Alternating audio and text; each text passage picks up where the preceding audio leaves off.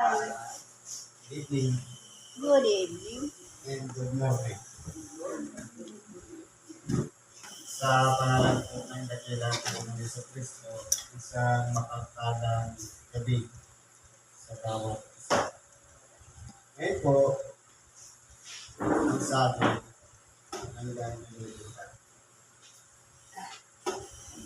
Ang sitas po, kung bibilangin mo, 1 to 16, 1 to 40, 30 verse, tapos 30 minutes. 1 minute per verse. Basa lang yun. Ngayon po, kung tinitingnan po natin, yung unang aralin sa Hebreo 4, 1 hanggang 16. Ito po ay nakaugnay doon sa tinatawag na kapahingahan. Ngayon, pagdating po doon sa kapahingahan, paano po ba nangyari yung kapahingahan? 6 na araw, ginawa ng Diyos ang kanyang mga makapangyarihang gawa sa pamamagitan ng paglikha, liwanag, ganun din yung pagsasaayos ng mga langit, sa ibabaw ng lupa, lahat ng mga dagat. Lahat ng yan ay ginawa ng Diyos sa loob ng 6 na araw. At yung pang-7 araw, yun po ay nagpahinga siya at ginawa niya kung pinangilin yung araw na yon para sundan ng tao. Kung ang Diyos nga, makapangyarihan na siya, nagawa niyang ipagpahinga ang 7 araw. Sana po, ganun din tayong mga tao. Pero, sabi nga, pumunta ka ng templo para magsamba dahil araw ng pahinga. Pero busy ka naman. Bumanap ka pa rin. Nag-ibangbilyo ka, tumulong ka sa may karamdaman, nag-magpit ka, nagmasahe, hindi ka pa rin nakapagpahinga. Ngayon, ang tanong, ano po ba talaga yung kapahingahan na yun? Dahil siguro, may kanya-kanya tayong experience ng kapahingahan na hinihiling natin. Hindi yung kapahingahan na yung bang malalagutan na yung hininga natin. Minsan, sa buhay natin, napapagod na rin tayo sa mga problema, pagsubok, karamdaman, at kung ano-ano po mang dinadanas natin sa ating buhay. Pero kung mapapansin natin, ang isa sa nagiging dahilan ng kapahingahan, yun bang ilagay tayo sa 4 na sulok ng ating kwarto. Na doon tayo nagninilay-nilay sa oras na meron tayong karamdaman. Kaya po, dapat maunawaan natin na kapag ipinagkaloob sa atin yung kapahingahan na yan, doon natin masasabi sa ating sarili na kinakailangan ko rin palang magpahinga. Kasi po, kung titignan po natin, ang tao, halos busy, minsan, nauubos na yung oras. Diba isang araw, 24 hours. Kahit 8 oras na tulog, minsan kulang. Dahil busy ang tayo sa ating mga ginagawa. Minsan, itutulog na lang, nag-iisip pa kung anong gagawin kinabukasan. Ipagpapahinga na lang. Halimbawa, nag-alaga ka ng bata, igagawa mo ka. Kaya, nasaan na yun yung kapahingahan na yan? Lahat naman tayo ay gusto natin maabot yung kapahingahan yan na ipinagda ng Diyos sa bawat isa sa atin. Ito ba ay nangyari na? o hinihintay pa natin, hinahanap pa natin, kailan kayong mangyayari?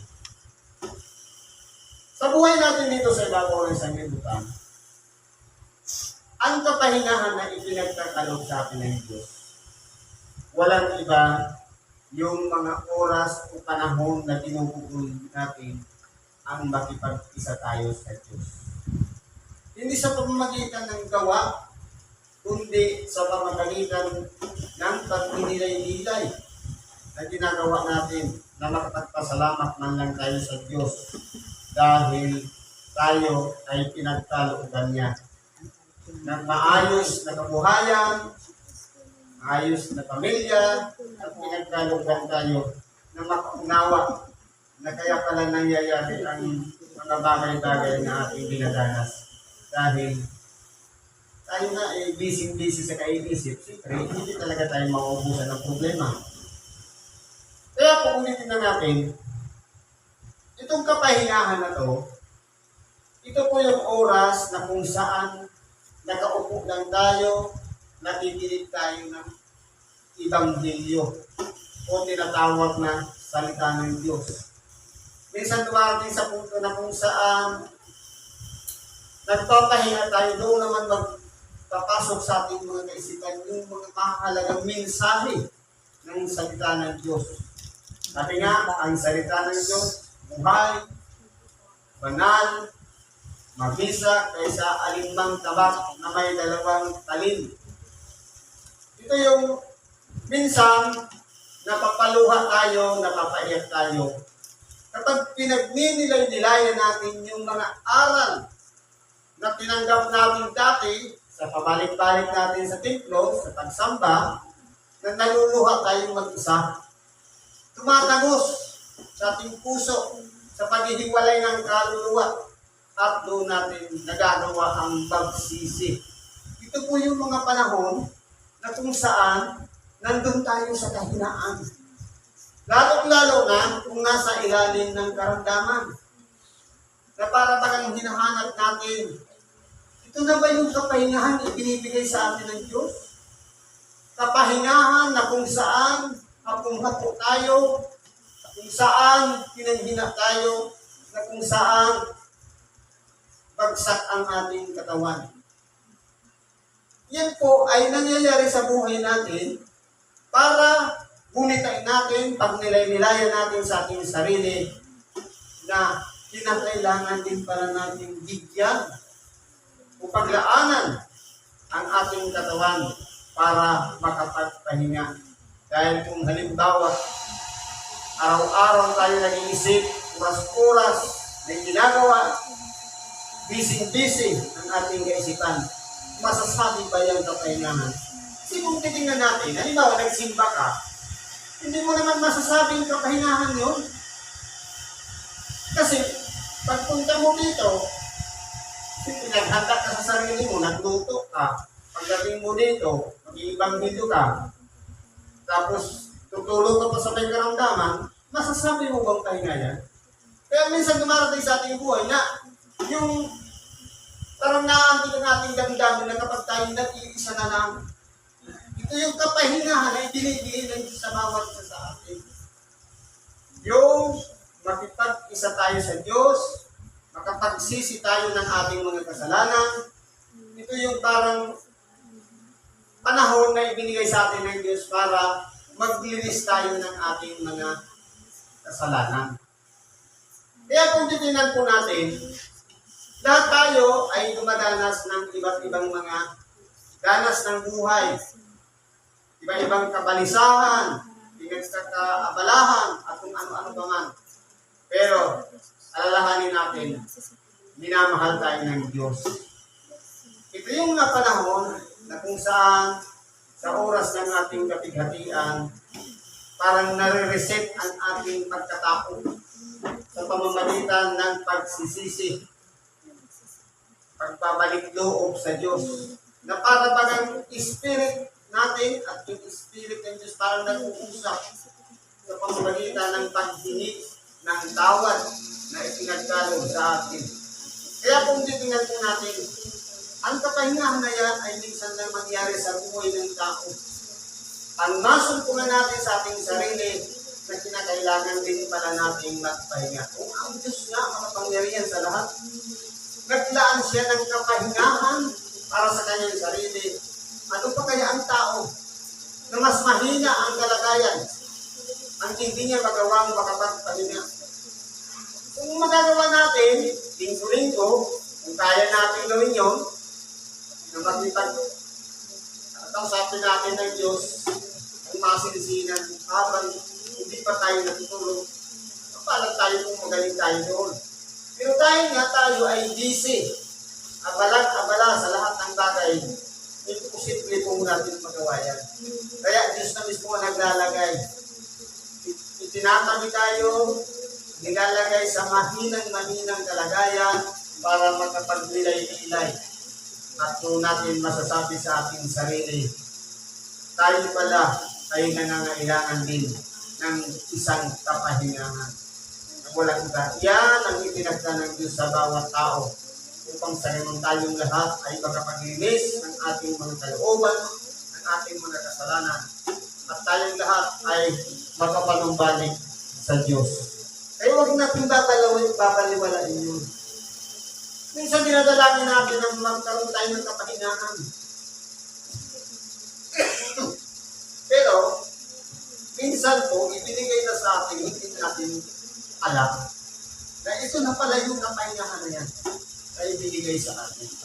Kaya po, salamat tayo kung tayo ay nakapaglilinis palagi ng ating mga kasalanan, nagagawa natin na manumbalik sa Diyos, at ganoon din, kinakailangan pahalagahan natin yung mga bagay na yun ay pinagkaloob ng Diyos sa bawat isa sa atin. Sabi nga, meron tayong isang dakilang saserdote. Walang iba ang ating dakilang Panginoon na siya minsan lamang pumasok sa dakong kabanal-banalan na walang iba yung nag-alay ng kanyang sariling buhay alang-alang sa bawat isa sa atin.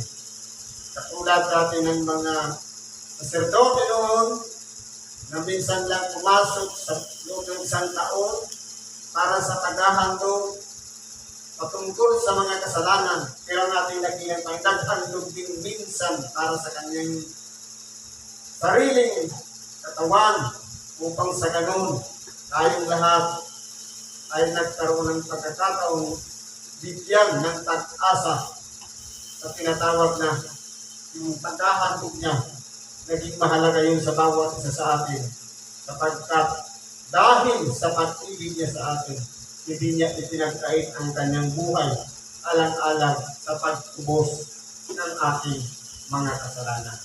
Kaya kung titingnan po natin, ito yung panahon na kung saan ang ating mga pag-iisip binibigyan ng kapahingahan sa pagninilay-nilay, sa pakikipag-usap sa Diyos ng sarilinan sa kabila ng ating mga kabalisahan.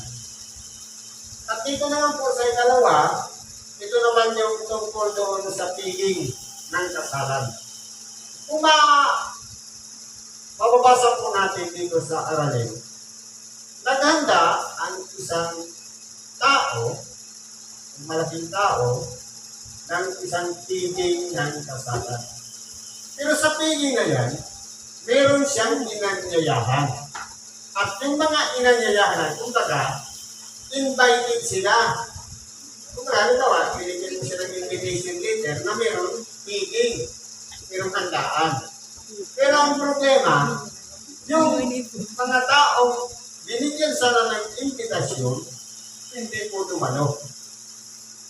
Kumbaga, naging maluwat pa yung piging, kinakailangan mapuno. At ngayon, ang ginawa, nagtawag sila ng mga tao, mabubuti at masasama, tinawag. Pero, dahil nga yun ay isang okasyon ng kasalan, kinakailangan siyempre ang kasuotan ng isusuot mo, dapat nakasuot ka rin ang kasalan. Kaya nangyari, masama at mabuti nandun sa kasalan. Pero mayroong isang tao doon na pinuna dahil ang nangyari, tinanong siya, bakit hindi ka nakasuot ng damit pangkasalan? Ano po ba ang ibig sabihin nito? Ang Panginoong Diyos ay nagbibigay ng isang tiling. Walang iba, ito yung mga panahon na tayo ay binibigyan ng aral o salita ng Diyos. Kaya welcome po lahat, mabubuti at masasama. Pero merong mga nakakaalam na araw ng pagsimba, ito yung mga inanyayahan na minsan yung oras sana na tumalo sila sa simbahan, wala po sila. Sila po yung mga inanyayahan na alam nila yung takdang panahon at linggo merong gawain pero absent po sila.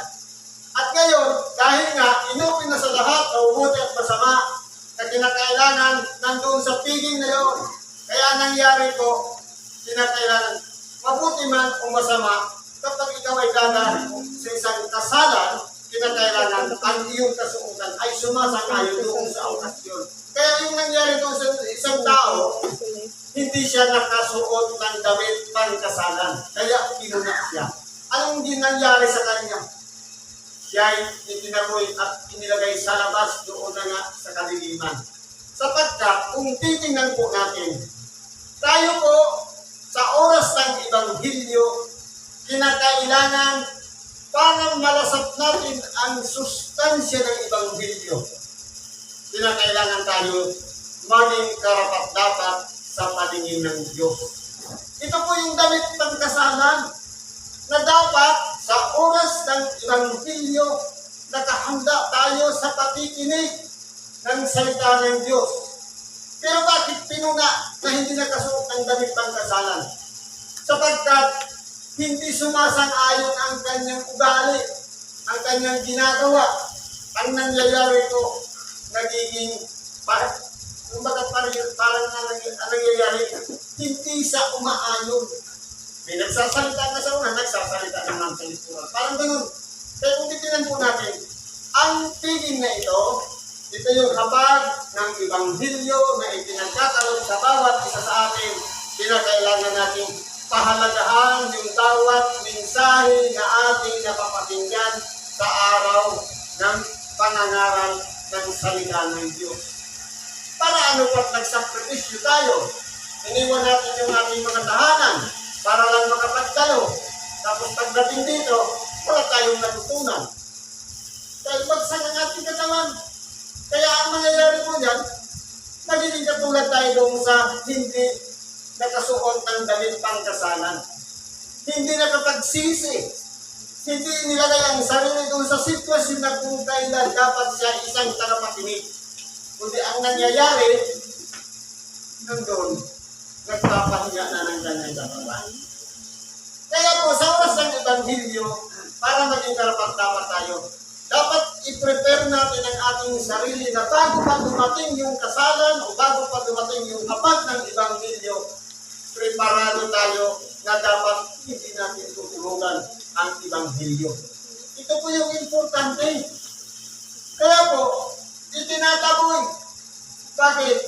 Dahil walang naunawaan, walang napakinggan.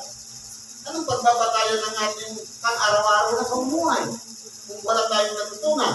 Kaya po kung titignan natin, ang tiging na ito ay inihanda ng Diyos sa bawat isa sa atin, mabuti man o masama.